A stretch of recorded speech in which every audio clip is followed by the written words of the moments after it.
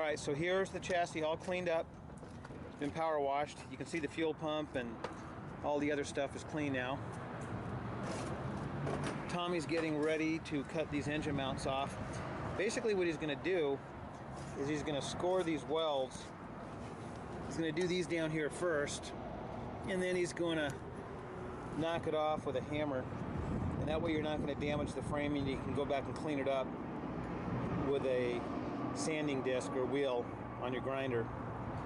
Notice that he moved this brake line up and out of the way. This brake line normally runs right across where the engine mounts are, and you can see the little holder right there.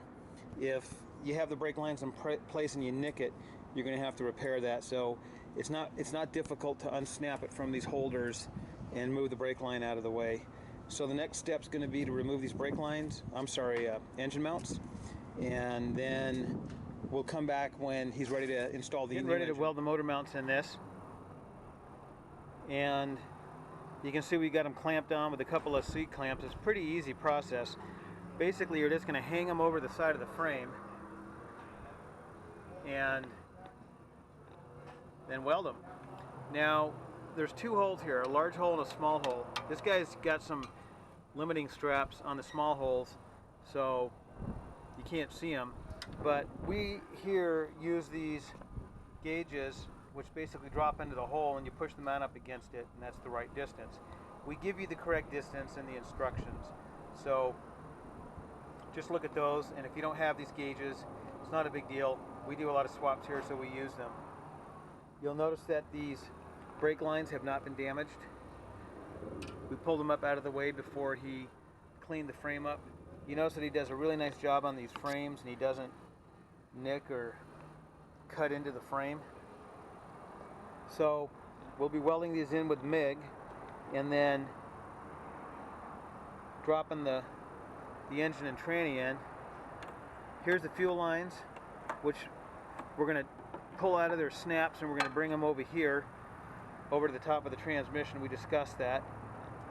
Now that you can see the fuel pump, this is a single line fuel system, which basically means there's a regulator inside the tank.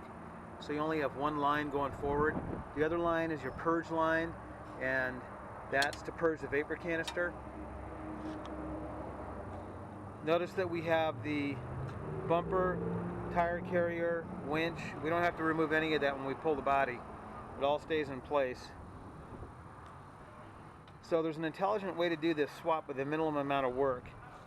We can get a body off, cleaned up, engine in and body on in 2 days. Now we got a lot of builds going on, so sometimes we don't achieve that goal, but it's easy to do if you do it properly and you do it smart. So we'll come back when we drop the body and show you some more parts of the process. Now here's our tranny plates, and they're fully adjustable. Some guys choose to weld these on. You notice that they're slotted left and right, and the cross member itself is slotted front to rear. This is a non-Pennstar cross member. If this was a Pennstar cross member, you would see this would kick out and come back to here, and there would be no lower plate.